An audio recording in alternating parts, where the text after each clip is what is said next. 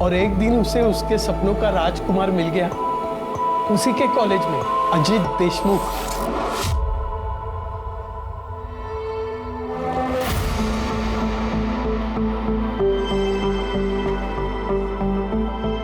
गाड़ी रोको, रुको। यही चाहते थे ना तुम? हाँ।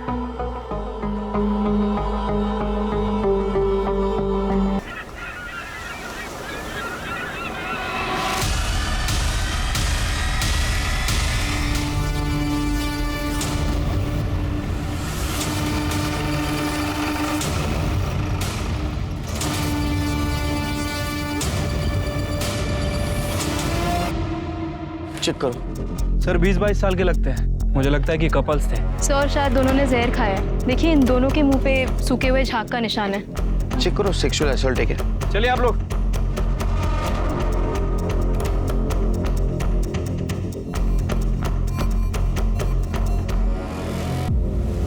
सर अंडरगारमेंट और प्राइवेट बॉडी पार्ट्स चेक किए।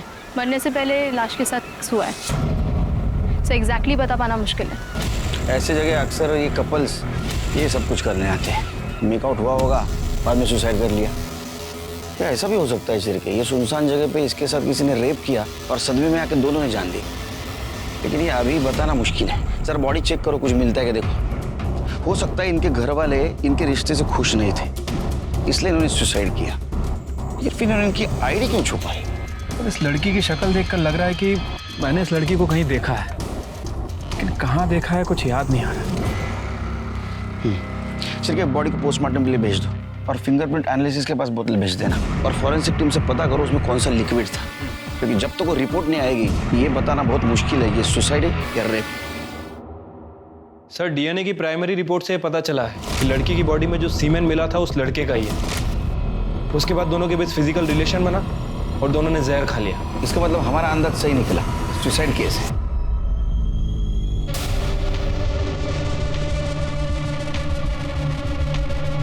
हेलो, दे दिया सैंपल ब्लड का। अभी खुश चिरके? सर याद आ गया उस लड़की को कहाँ देखा है मैंने। सर ये देखिए, इस लड़की को मैंने एड फिल्म में देखा था।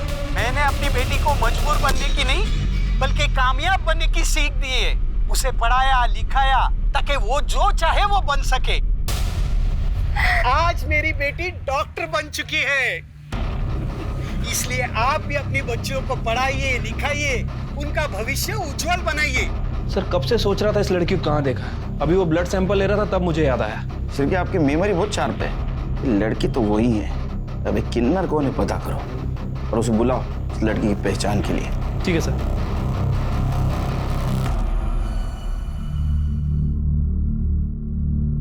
आइए। मैडम नमस्ते, मैं चंपा शिंदे। आप मेरे को इधर काहे को बुलाई? आप शिल्पा शिंदे को जानती हैं? हाँ मेरी बच्ची है, वो 2 दिन से गायब है। मैं पुलिस स्टेशन में रिपोर्ट भी लिखाई। आइए दिखाइए। शिल्पा मेरी बच्ची। मैडम कैसे हुआ ये सब? कौन मारा इसे? अभी कुछ कह नहीं सकते। शिल्पा के साथ जिस लड़के की बॉडी मिली है, इन दोनों ने जहर खा के आत्महत्या की है। मेरी बेटी जहर नहीं खा सकती, वो कभी भी आत्महत्या नहीं कर सकती। दूसरी बॉडी दिखाइए।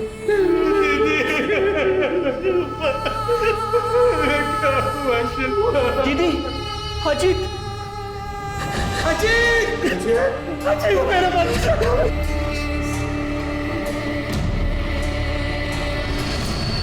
साहब मेरी बेटी शिल्पा ने आत्महत्या नहीं की है, उसे मारा गया है, मर्डर हुआ है उसका। देखो उसने जहर खाया था और बाकी सब रिपोर्ट खाया नहीं साहब, उसे खिलाया गया है। मेरी बेटी बहुत हिम्मत वाली थी साहब, वो कभी भी अपनी जान नहीं ले सकती। शिल्पा की माँ धंधा करती थी, वो एड्स से मर गई।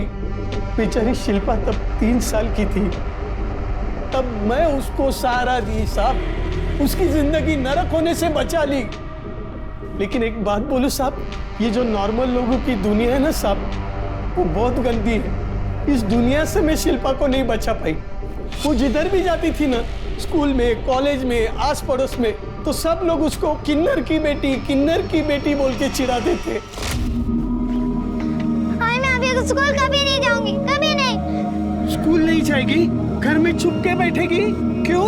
कुछ गलत की क्या तू? नहीं ना? तो डरना नहीं। चंपा शिंदे की बच्ची है तू।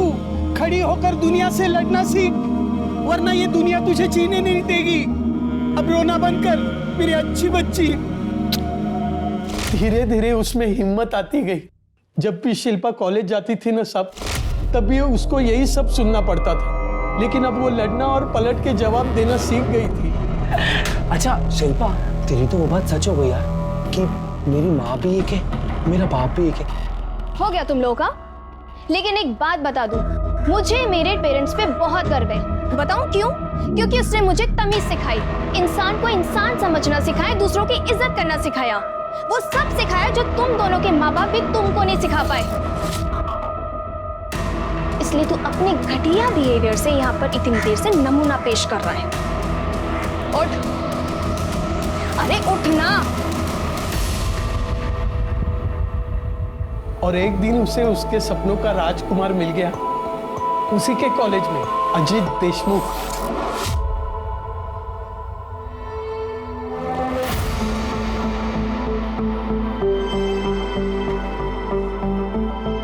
गाड़ी रोको, रुको।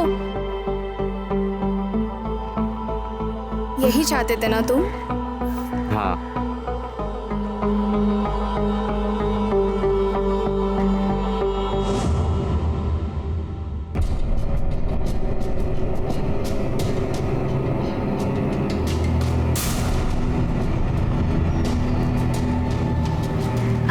कौन था वो लड़का?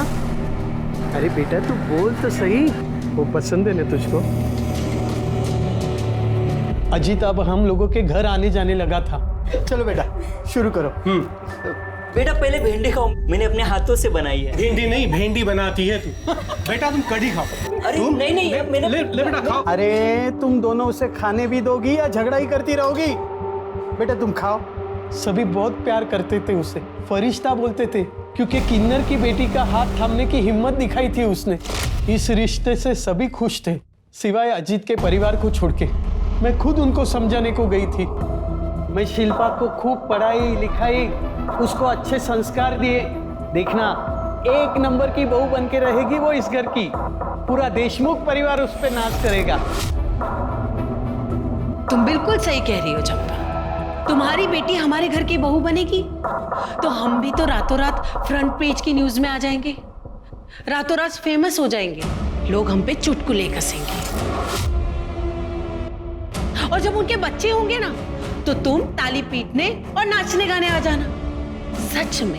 सच में बहुत गर्व होना चाहिए हमें ऐसी बहू पर। देखिए, मैं तो भले की बात कर रही थी, बाकी आप लोग जो सही समझे वही कीजिए। लेकिन बच्चों ने शादी करने का फैसला कर लिया है, अब उन्हें कोई नहीं रोक सकता, न आप न मैं। साफ पक्का तो नहीं कह सकती कि ये सब देशमुख परिवार ने किया है। हाँ, लेकिन इतना पक्का कह सकती हूँ कि अजीत और शिल्पा ने आत्महत्या नहीं की। उन दोनों को मारा गया है साहब। उन दोनों के कातिलों को पकड़िए साहब, उसमें मेहरबानी करिए साहब, उन दोनों के कातिलों को पकड़िए। संभालिए अपने आप को, जो सच होगा वो जल्द सामने आ जाएगा। शिरके, चलो अजीत के इज्जतदार परिवार से मिलके आते हैं, देखते हैं उनका क्या कहना है। इसमें कहना क्या है इंस्पेक्टर साहब? आप ही बताइए, कौन एक किन्नर की बेटी को अपने घर की बहू बनाना चाहेगा? हमने अजीत को बहुत समझाने की कोशिश की, लेकिन वो सुनने को तैयार ही नहीं था। कि अजीत की दी हुई शय थी कि एक किन्नर की इतनी हिम्मत हुई क्या वो हमारे घर आके हमें समझा रहा था। तो उस किन्नर की हिम्मत हुई आपके घर आने की, लेकिन आप लोगों में बिल्कुल श्रद्धा नहीं कि अपने खोए हुए बेटे की मिसिंग कंप्लेंट करे पुलिस में जाके। सर, अजीत अक्सर शिल्पा के घर जाया करता था, तो कहीं कहीं दिन वही रहा करता था, तो हमें लगा कि वो वही होगा। चलो मान लो आप लोगों को पता नहीं था कि वो मर चुका है, लेकिन हमने खुद आपको बोला कि वो मर गया। हम यहाँ खुद ही आपको बताने के लिए आए, फिर भी आप उसके आइडेंटिफिकेशन के लिए आने के लिए तैयार नहीं हो। मेरे पति की तबीयत ठीक नहीं रहती है, इसीलिए मैं अभी केशव को भेजती हूँ। केशव, मैं कैसे जा सकता हूँ? मुझे तो बिजनेस मीटिंग है। केशव, इंस्पेक्टर साहब, अब चलिए, मैं आता हूँ थोड़ी देर में।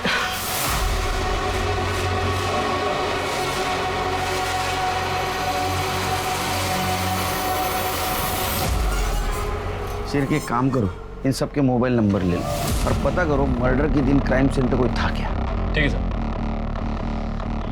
जिसने हिंदुस्तान की हजारों लाखों माओं को एक सीख दी कि बेटी को बोझ नहीं मानते, उसे पढ़ाना लिखाना चाहिए, लेकिन वो आज खुद टूटकर पूरी तरह बिखर चुकी है। उसकी बेटी शिल्पा की संदिग्ध मौत ने उसे पूरी तरह झकझोर दिया है। सर चंपा का ये कहना है कि शिल्पा और अजीत ने आत्महत्या नहीं की बल्कि उसका मर्डर हुआ है। इस बारे में आप क्या कहना चाहते हैं? कुछ बता नहीं सकते, तहकीकात जारी है। Sir one more question sir. क्या चल रहा है? हाँ? हमें हमारा काम ही करने दो, आप जाइए घर पे। साहब मैं नहीं बुलाई ये लोग को, हम लोग तो घर पे ही जा रहे थे, ये लोग कहाँ से आ गए पता नहीं हमको। आई घर चलना, जब से शिल्पा गायब हुई है तब से तूने कुछ खाया भी नहीं। ये कौन है? ये सूरज है, मेरे चाय का बाकड़ा संभालता है, मेरा बच्चा है वो। लेके जाओ इनको घर पे। जाओ तुम लोग भी जाओ, कुछ रहेगा तो बताएंगे हम। जाओ। सर अजीत के पिता यशवंत देशमुख आए थे, उन्होंने ये बात कंफर्म की है कि शिल्पा के डेड बॉडी के साथ जिस लड़की की डेड बॉडी मिली है वो अजीत देशमुख की है।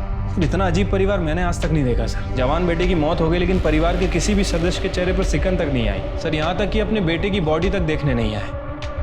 अरे वो किन्नर के बेटी के साथ शादी करने वाला था ना, हो सकता है इस वजह से पूरा परिवार उससे नाराज हो। सर अजीत और शिल्पा की मर्डर की वजह भी हो सकती है ये। हाँ लेकिन मर्डर हुआ तो हाँ, अभी तक तो सुसाइड लग रहा है।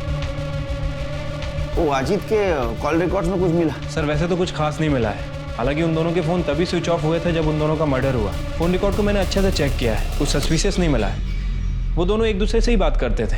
और फिंगरप्रिंट और फॉरेंसिक रिपोर्ट का क्या हुआ? सर फिलहाल ये दोनों रिपोर्ट नहीं आई।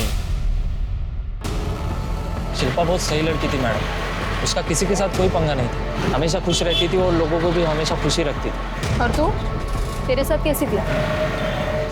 मैडम आप चाय पियेंगे? विलास 2 चाय। उसकी कोई ज़रूरत नहीं है, पहले बता तेरे साथ कैसी थी? मेरे साथ भी अच्छी थी मैडम, सब बात बोलती थी मेरे को। उसे फ़ोटो खिंचाने का बहुत शौक था, हमेशा मेरे को फ़ोटो निकालने के लिए बोलती थी। ये देखो ना मैडम उसके फ़ोटो, ये जब उसने पहली बार साड़ी पहनी।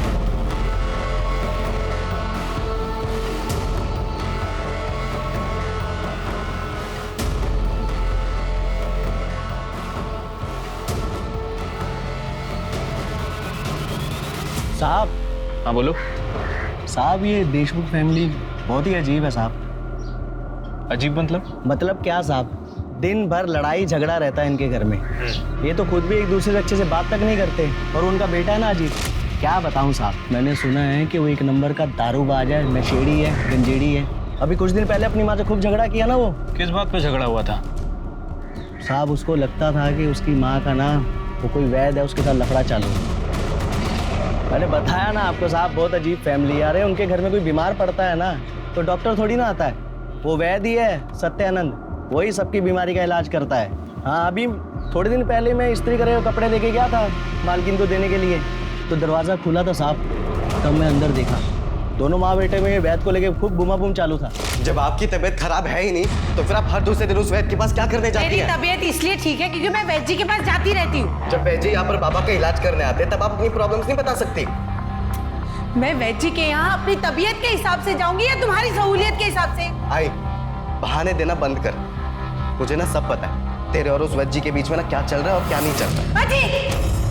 तुझे शर्म नहीं आती अपनी माँ पे इतना घटिया इल्जाम लगाते हुए? तो आपको शर्म आती है ऐसी घटिया हरकत करते हुए और उस वैद्य जी के साथ सोते हुए? तमीज, अपनी माँ से कोई ऐसे बात करता है? साहब सब जगह पूरी बात फैल गई थी कि मालकिन का चक्कर है वो वैद्य के साथ। पता नहीं उस किन्नर ने और उसकी बेटी ने क्या जादू कर दिया था मेरे बच्चे पर। मेरा बेटा बिल्कुल बदल गया था, पहले अच्छा था, हंसकर बातें करता था, हमारे साथ टाइम बिताता, लेकिन जब से उस शिल्पा के चक्कर में पड़ा तब से घर वालों को कुछ समझता ही नहीं था, बात बात पे झगड़ा करता था। हमें पता चला है कि आपके बेटे का कहना था कि आपका और वो वैद्य सत्यानंद आप दोनों का अफेयर चल रहा था। ये बिल्कुल झूठ बात है, पता नहीं ये बात उसके दिमाग में किसने डाल दी थी। मैंने उससे 1000 बार पूछने की कोशिश की लेकिन इस बात का कभी जवाब नहीं दिया उसने। और वो सत्यानंद वो तो देव मानुस है, उनके बारे में तो ऐसा सोचना भी पाप। मैं आपको बता नहीं सकती कितनी तकलीफ होती थी अपने बेटे के मुंह से अपने बारे में ऐसी बातें सुनकर।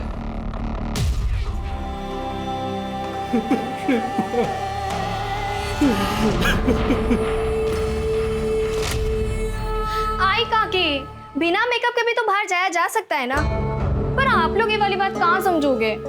ए पोरी, ये क्या तू आप लोग लगा रखी है? अरे आई, सॉरी सॉरी सॉरी सॉरी, मेरा मतलब है कि हम लोग, पर हम लोगों में भी तो तुम सबको ऐसे बाहर जाने के लिए सुंदर बनना पड़ता है, ऐसे भर भर के मेकअप लगाना पड़ता है और ऐसे कपड़े पहनने पड़ते हैं। अब मुझे क्या जरूरत है मेकअप की, मैं तो ऐसी सुंदर हूँ। वैसे भी मन सुंदर होना चाहिए, और तन कम भी सुंदर हो तो चलता है। देखो तो दीदी क्या क्या बोल रही है, कितना भाव खा रही है। अरे भाव तो खाएगी ही। हमारी शिल्पा कौन सी हीरोइन से कम सुंदर है? ये है मेरी सबसे अच्छी काकी। ऐसे ही खुश रहो। खा ले जितना भाव खाना है खा ले। जब 2-3 बच्चे पैदा कर लेगी ना तो मोटी हो जाएगी, तब पूछूंगी तेरे से मैं। बच्चे? मैं कोई बच्चे पैदा नहीं करने वाली। अरे मैं क्यों अपना फिकर खराब करूं? मैं जा रही, आप लोग नहीं समझोगे।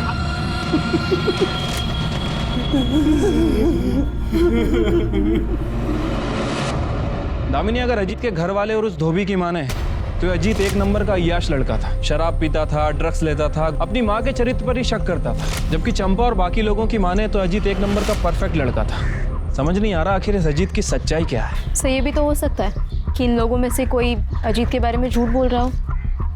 मैडम, ये पीएम रिपोर्ट। सर, इस डिटेल पोस्टमार्टम रिपोर्ट से ये बात कंफर्म हो रही है कि शिल्पा के साथ मर्डर से पहले रेप हुआ है, क्योंकि कॉन्डम के लुब्रिकेंट उसके प्राइवेट पार्ट्स में मिले।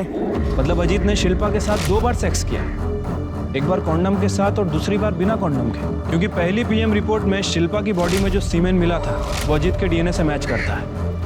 या फिर अजीत के अलावा कोई ऐसा है जिसने शिल्पा के साथ रेप किया, वो भी कॉन्डम यूज करके।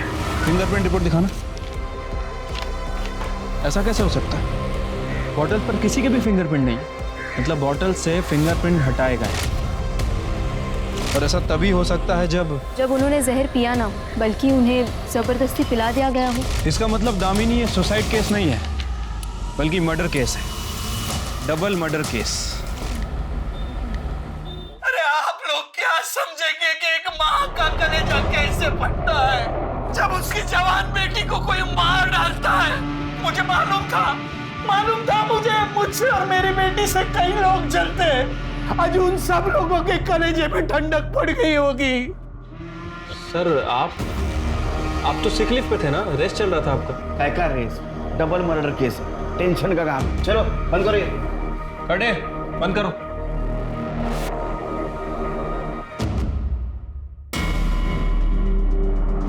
मर्डर ने सबसे बड़ी गलती ये की कि जबरदस्ती जहर पिलाने के बाद बोतल से अपने उंगलियों के निशान मिटा दिए। क्या ऐसा तो नहीं कि 21 फरवरी को अजीत और शिल्पा दोनों 8 से 9 के बीच मिले, उनमें फिजिकल रिलेशन डेवलप हुआ और उस वक्त वहां कोई आया, या तो पहले से वहां कोई मौजूद था, या तो प्लानिंग से, या तो रैंडमली।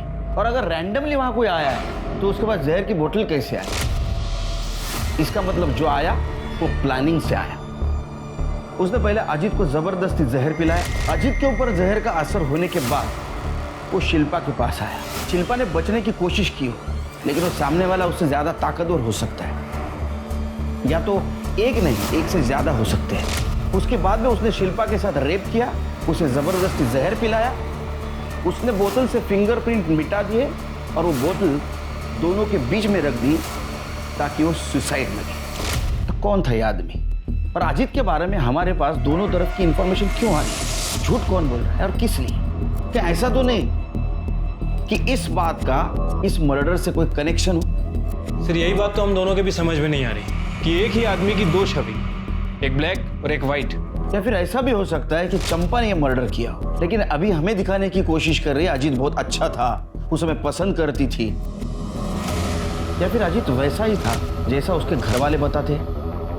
सर, अगर ऐसा है तो फिर शिल्पा के साथ रेप और मर्डर क्यों हुआ?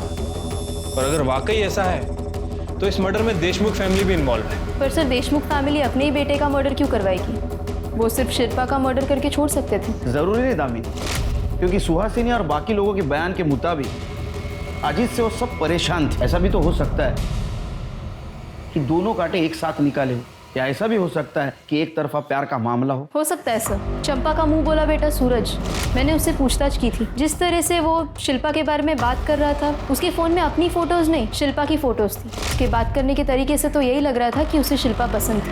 तो तुम्हारा कहना ऐसा है कि वो साइलेंट लवर सूरज, उसके पास मर्डर का मोटिव था?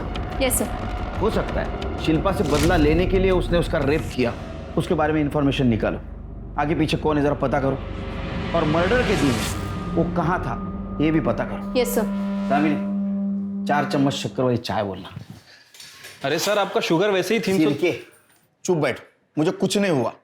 जब तक मैं शक्कर वाली चाय पीता नहीं मेरा दिमाग नहीं चलता है, समझा ना? 4 चम्मच शक्कर वाली चाय।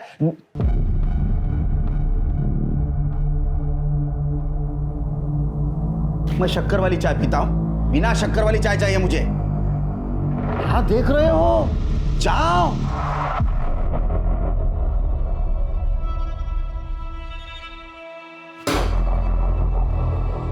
करेले का जूस तुम्हारे लिए, और शिरके ये आज ही खत्म होना चाहिए।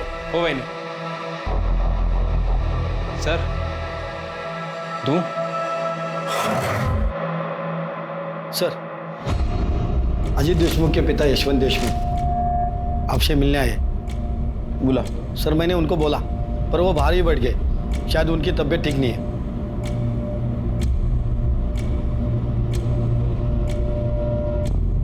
कैसे हैं आप? इंस्पेक्टर साहब, मैं पूछने आया हूँ मेरे अजीत को किसने मारा? हम पता लगाने की कोशिश कर रहे हैं, जल्दी पता चल जाएगा। जल्दी पता लगाइए। मैं जानना चाहता हूँ मेरे इतने शरीफ बेटे को किसने मारा और क्यों? शरीफ, आप लोगों का ये तो कहना था कि वो अय्याश था। उसे कोई बुरी आदत नहीं थी, ईमानदार था, नेक था,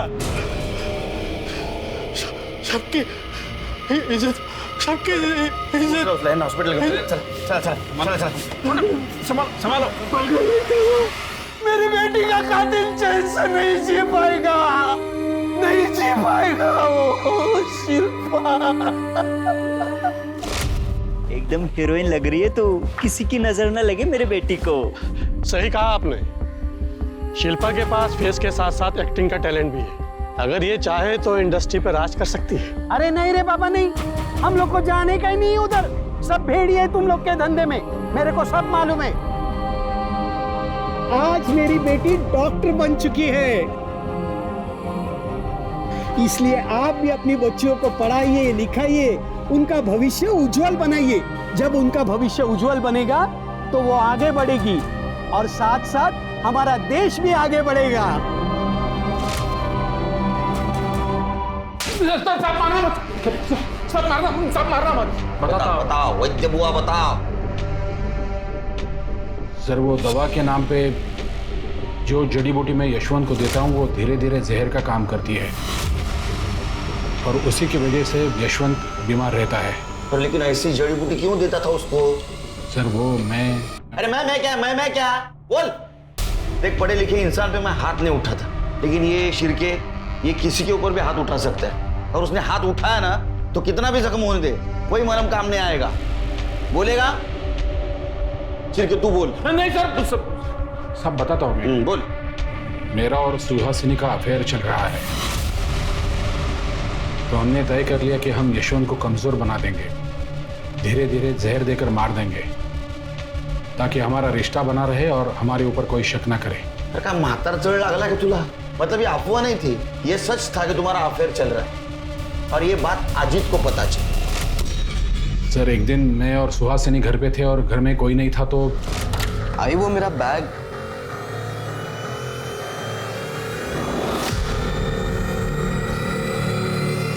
अजीत और सुहासिनी के बहुत झगड़े होते थे, लेकिन सुहासिनी हमेशा यही कहती थी कि मेरे और उसके बीच में कुछ नहीं है। झूठी बातें फैलाकर वो... अच्छा, तो अजीत को अय्याश साबित करके तुम्हारा फायदा नहीं हुआ, इसलिए यशवंत की तरह उसको भी तूने जहर दे दिया। सिर्फ माइल्ड नहीं, स्ट्रांग जहर दिया, जिसकी वजह से उसकी मौत हो गई। इतना ही नहीं तो तुम लोगों ने शिल्पा को भी जहर दे दिया, वो मर गई, वो बोतल वहीं छोड़ दी ताकि सब लोगों को लगे इन दोनों ने सुसाइड कर लिया। नहीं सर, मैंने ऐसा कुछ नहीं किया। फिर किसने मारा? सुहासिनी ने? नहीं सर, वो तो मुझे पता नहीं है। फिर क्या? यशवंत को जहर देने के जुर्म में इसको अंदर डालो और वो सुहासिनी को मिलो। देखो क्या नई कहानी सुनाती है। जी, कितना घटिया इल्जाम लगा रहे हैं आप मुझ पर। वो वैद झूठ बोल रहा है। मैं उसके साथ अफेयर क्यों करूंगी? उसकी हिम्मत कैसे हुई मुझ पर इतना घटिया इल्जाम लगाने की? झूठ वैद नहीं, झूठ सुहासिनी बोल रही है, क्योंकि उसको पता है अब अजीत उससे जवाब नहीं मांगेगा और वैद को भी झूठा साबित करेगी। इस मर्डर में वैद ने उसकी मदद नहीं की तो किसी ने तो की होगी और उसकी फीस भी उसे देनी पड़ी होगी। एक काम करो, उसका अकाउंट चेक करो और देखो 21 फरवरी से पहले उसके अकाउंट से कुछ पैसे निकाले गए क्या।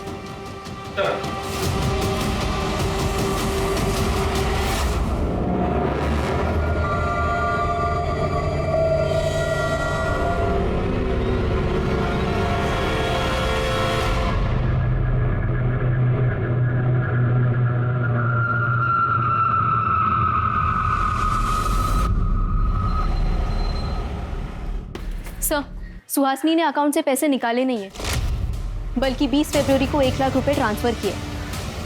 किसके अकाउंट में? सासू माँ ने पैसे ट्रांसफर किए थे 1 लाख रुपए, लेकिन मैंने उनको वापस कर दिए थे। अच्छा, हाँ, तो जमाई और सासू माँ ट्रांसफर खेल रहे थे ये? हाँ? उसने 1 लाख रुपए क्यों दिए तुझे? वो उन्होंने वो अजीत और शिल्पा को मारने के लिए सुपारी के लिए दिए थे, लेकिन साहब मैंने नहीं मारा उनको, मैंने पैसे वापस कर दिए। आप चाहे तो मेरा मोबाइल लोकेशन कहाँ गया था, किसको मिला था, सब चेक कर सकते हैं। मैंने कुछ नहीं किया साहब, मैंने किसी को नहीं मारा। झूठ बोल रहा है तो तूने और तेरे सासू ने, सुहासिनी ने मिलकर ही मारा उन दोनों को? नहीं साहब, मैंने सही में पैसे वापस कर दिए, मैंने किसी को नहीं मारा साहब, मैंने कुछ नहीं किया। चलो मान लेते तुम सच बोल रहे हो। केशव क्यों झूठ बोल रहा है? क्योंकि वो एक नंबर का कमीना और कामचोर है, घर जवाई बनकर बैठा है। उसके खर्चे, कपड़ा, खाना पीना सबके पैसे मैं देती हूँ, इससे भी उसे शांति नहीं मिली। अब वो मुझे जेल भिजवाकर मेरी सारी जायदाद हड़पना चाहता है। सर, जिस रात शिल्पा और अजीत का मर्डर हुआ था उस रात मोबाइल लोकेशन के हिसाब से सूरज अपने घर पे ही था। और केशव बर्फ? सर, उसकी कॉल लोकेशंस और मोबाइल रिकॉर्ड से कुछ खास पता नहीं चला। फिर ये काम करो, बीच पर जहाँ शिल्पा और अजीत की बॉडी मिली, पता करो उस दिन शाम से लेकर देर रात तक किसके किसके मोबाइल नंबर वहाँ एक्टिव थे और उन नंबर का इन दोनों के साथ कुछ कनेक्शन था क्या? सर, ये बोतल में मिले जहर की फॉरेंसिक रिपोर्ट। अजीत और शिल्पा को जहर दिया गया और वो जहर धतूरे से बनाया गया था। धतूरे से जहर बनाया जा सकता है और धतूरा मिलना आम बात है। सर, वैसे धतूरा मिलता जंगल में है, लेकिन महाशिवरात्रि के दिन पे ये हर शिव मंदिर के बाहर मिलेगा, क्योंकि शिवरात्रि पे चढ़ावे में धतूरा चढ़ाने की प्रथा है। 1 मिनट, महाशिवरात्रि 21 फरवरी को महाशिवरात्रि थी।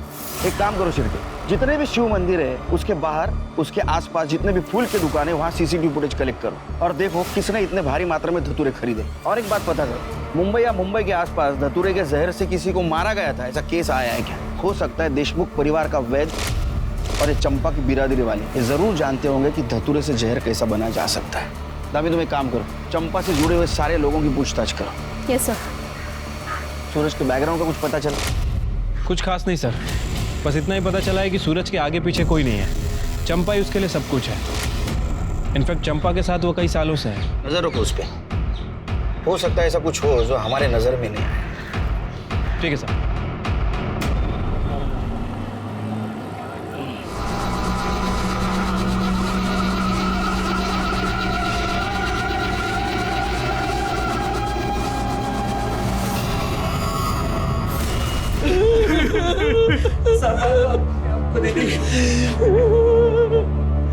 मार डाला, मेरे दोनों बच्चों को मार डाला। एक माँ की चीख पुकार है जिसने अपने 2 बच्चे एक के बाद एक खो दिए। अगर पुलिस शिल्पा और अजीत के कातिल को ढूंढ निकालती तो क्या सूरज जिंदा होता? क्या सूरज की हत्या को भी इसी कड़ी की साजिश माने? कैसे पुलिस की लापरवाही समझे? आखिर पुलिस कर क्या रही है?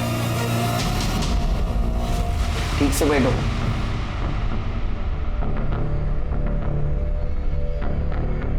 तुम अजीत और शिल्पा के रिश्ते के खिलाफ थी, फिर भी तुमने उन्हें आशीर्वाद दिया था, ऐसा चंपा ने कहा।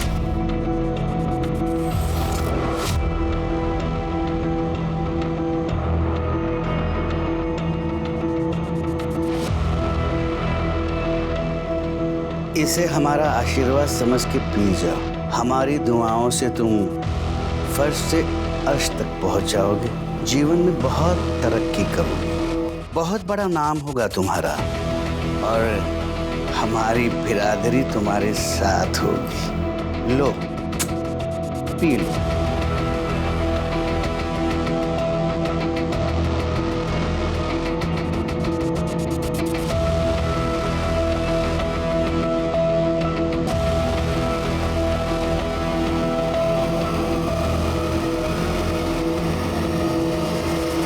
हाँ साहब, हमने इस रिश्ते की मंजूरी के लिए खाली एक ही शर्त रखी थी। कौन सी शर्त? शर्त यह है कि शिल्पा और अजीत उनका पहला लड़का हमें सौंपेंगे और फिर हम उस बच्चे को किन्नर बनाएंगे और हमारी बिरादरी में शामिल कर देंगे। ये कैसी शर्त है? हम ऐसी कोई शर्त पर नहीं मानने वाले आपकी। और आपने ऐसे सोच भी कैसे लिया कि हमारा बच्चा? चंपा, समझा इसे, वरना हम तुझे बिरादरी से निकाल देंगे। और बिरादरी से बाहर होना क्या होता है ये अच्छी तरह से जानती हो तुम।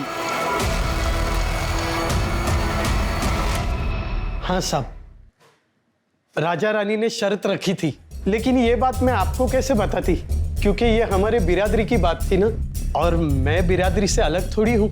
हमारी बिरादरी में राजा रानी सबसे बड़े होते, उनकी बात कोई नहीं टाल सकता। तो भला मैं कैसे इनकार कर सकती थी? तो बिरादरी से बाहर होने के डर से तुमने अजीत और शिल्पा दोनों को रास्ते से हटा दिया, मार दिया उन्हें ना? वाह साहब वाह, मैं किन्नर हूं ये बात आप नहीं भूले, लेकिन मैं एक मां भी हूं ये बात आप भूल गए। शिल्पा की हालत मैं समझ सकती थी, क्योंकि उसकी तकलीफ मेरी तकलीफ थी। मैं सिर्फ उसकी सुरक्षा और भविष्य के लिए उसे मनाना चाहती थी, लेकिन ये हो न सका साहब। मेरे मनाने से पहले ही मेरी बच्ची मुझसे दूर चली गई साहब, मुझसे दूर चली गई। खाली चंपा दीदी ही नहीं, हम सब भी शिल्पा को समझाने की बहुत कोशिश कर रहे थे, क्योंकि वो हम सब की बेटी थी। पर चंपा के बार बार एक ही बात बोलने से एक दिन शिल्पा चंपा पे सॉलिड भड़क गई साहब। शिल्पा, मैंने तुम्हें पाल पोस के इतना बड़ा किया, क्या तू मेरे लिए इतना भी नहीं कर सकती बेटा? इसी दिन के लिए पाला था मुझे कि एक दिन अपनी किन्नरों की बिरादरी बढ़ाने के लिए मेरे बच्चे की बलि चढ़ाओगी। आई, तूने पाल पोस के बड़ा किया, लेकिन ये याद रख कि मेरे वजह से तुझे इतना नाम मिला। एक्ट फिल्म करती है ना, 36 जगह इंटरव्यू देती है जाके, तो उसी टीवी पे जाके बोलना कि अपनी बेटी का बच्चा छीनकर उसे किन्नर बनाना चाहती है। फिर देख क्या होता है तेरे नाम और तेरी शौहरत के साथ। सर, मैंने 21 फरवरी की सारी सीसीटीवी फुटेजेस चेक की है। सर ये देखिए, वर्तक नगर के शिव मंदिर के बाहर के सीसीटीवी फुटेज में क्या मिला है। दामिनी, तुमने 2 दिन पहले एक पेपर कटिंग फाइल में लगाई थी, उसको लेके आओ। सही देखो,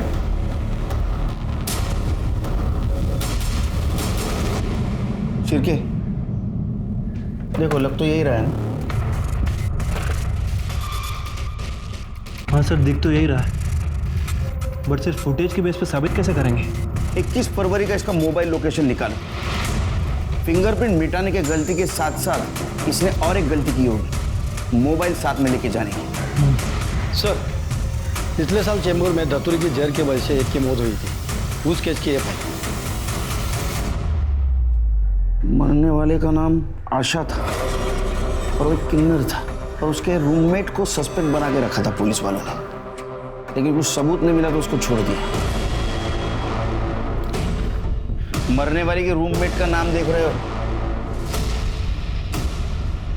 बुलाओ उसे, उसका धतूरा हम बनाएंगे।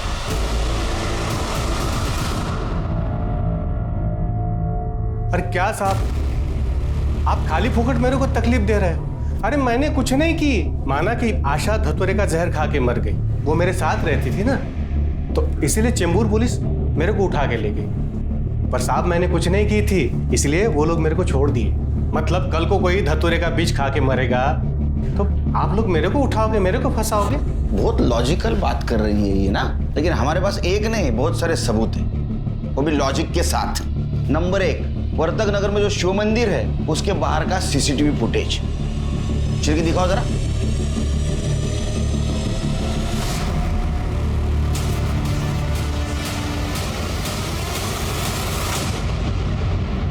नंबर 2, जिस दिन शिल्पा और अजित का मर्डर हुआ उस दिन की तेरी मोबाइल लोकेशन वहीं की है। अब बोलेगा? कर दे।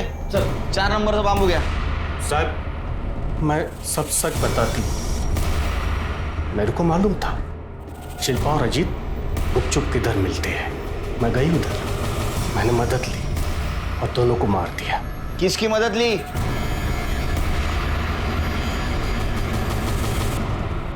सर, दिन में धतूरे से जहर बनाने में मदद की और रात को पुष्पा दीदी के साथ समुंदर किनारे में गए।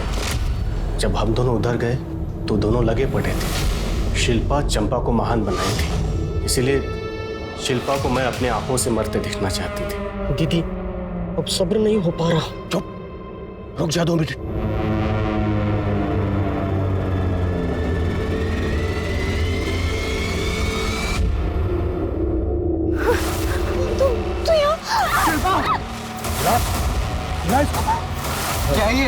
तू यहाँ इसमें शिल्पा को जिंदा देखना चाहता है ना तो चुपचाप पी ले, करना यही मैं इसकी गर्दन काटने की। चल पी। अजीत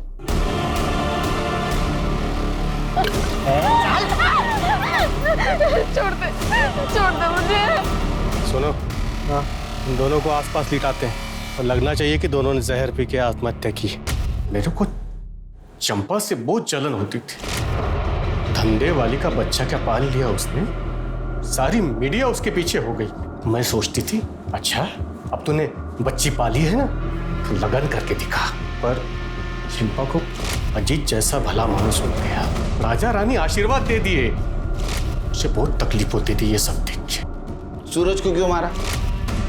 वो मैं टीवी पे प्रोग्राम देख रही थी चंपा का, कोस रही थी उसको। ऐसा इसमें क्या है, मैं यहाँ ऐसे चढ़ रही है, एक दिन तेरे को भी मैं शिल्पा की तरह मारूंगी।